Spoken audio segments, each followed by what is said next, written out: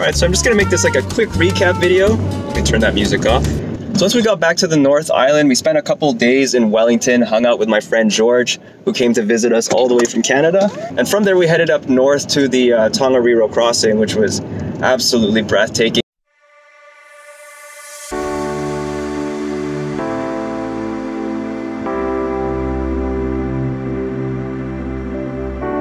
I'm ready now to figure out the reason. The more that I lose myself, the more that I find you. I never seem to remedy the feeling when I wanna hide away.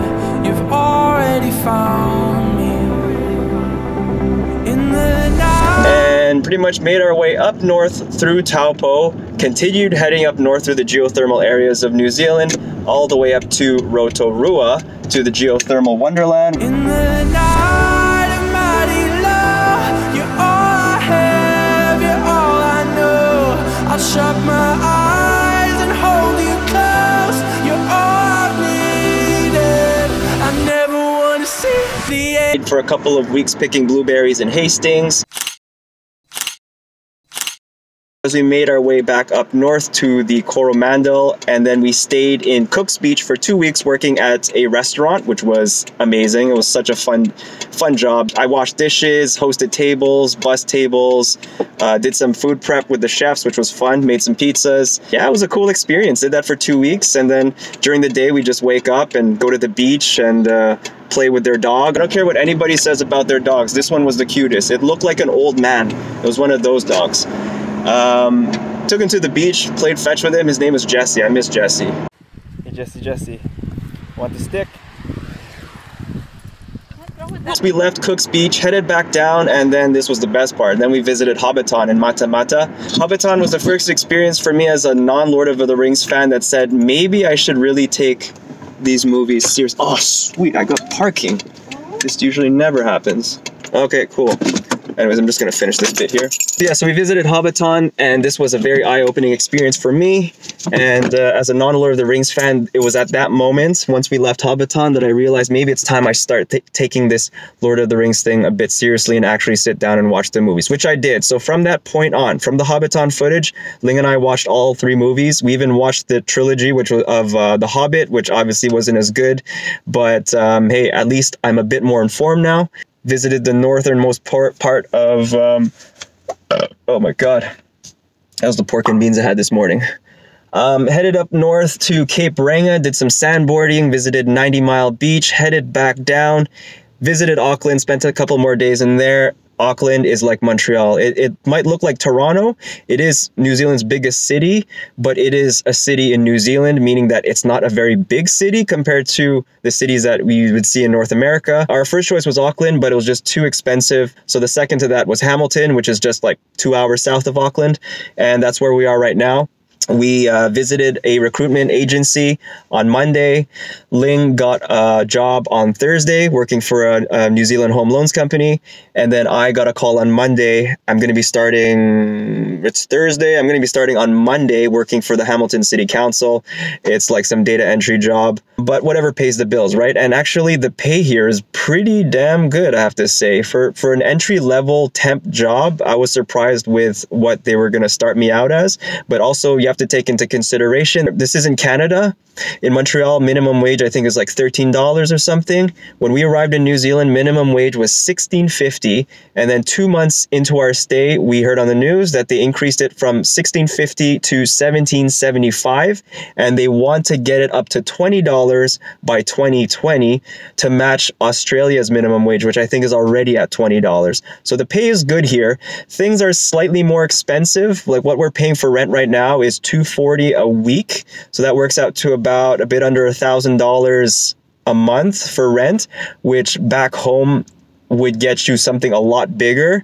But I mean, you got to make do. And $240 is not bad. If you could find a room for $150, renting just the room here in Hamilton, then that's considered a good deal. But Ling and I were a couple, so it's $240 split 2 ways. So it's like we're paying $120 each per week. It's been 7 months since we've arrived in New Zealand, and we've been traveling all over from the South Island all the way up to the north, and it's only now that we're actually working.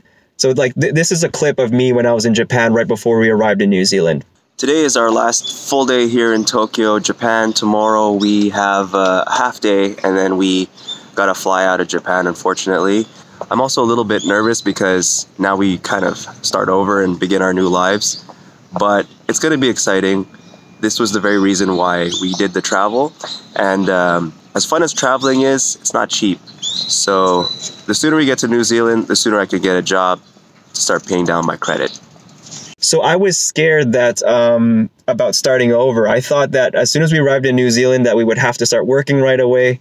But it turns out when you're sleeping in your car, when you're camping and you have freedom camping, we were able to stretch our savings a lot longer than we thought, because 7 months later, we're actually finally working. Ling and I have committed to working full-time for the next 3 or 4 months. So this is going to take us close to the end of our working holiday visa, which expires in November. So right now we're July 27. So we're going to be here till about October. And then as of November, well, that's the end of our visa. This is the dilemma that Ling and I are facing.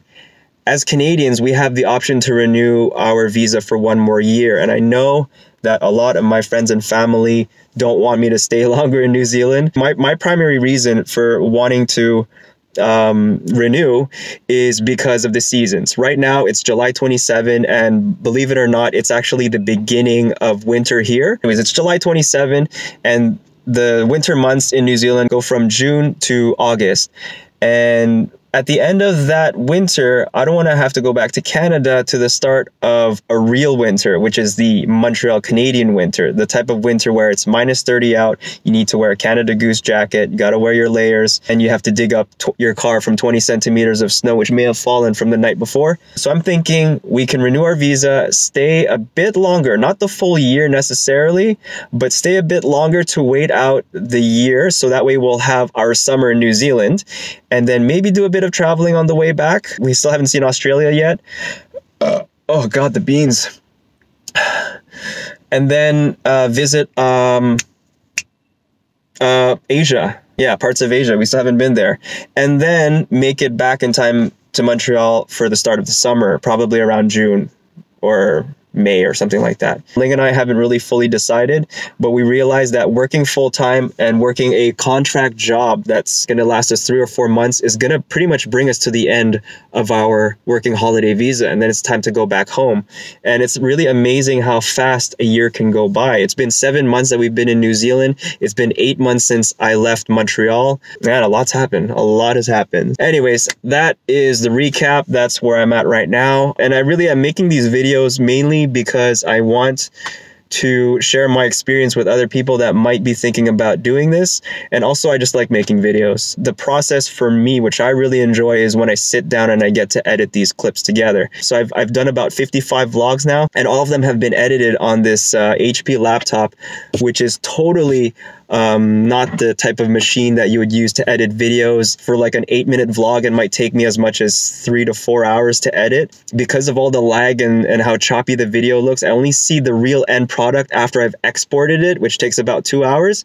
So I said, you know what, it warrants an upgrade. So I finally found a good deal on TradeMe and I upgraded my machine. So I'm excited to start editing on a MacBook. I am not an Apple fan. I had my last Apple product was an iPhone 5, I think I had, and then I said, you know what, Android is so much better. In the end, it just made more sense to buy a used MacBook, which met the system specs that I needed to edit videos, than to buy a brand new PC, which also met those specs because of the shelf life of Macs, right, of Apple products.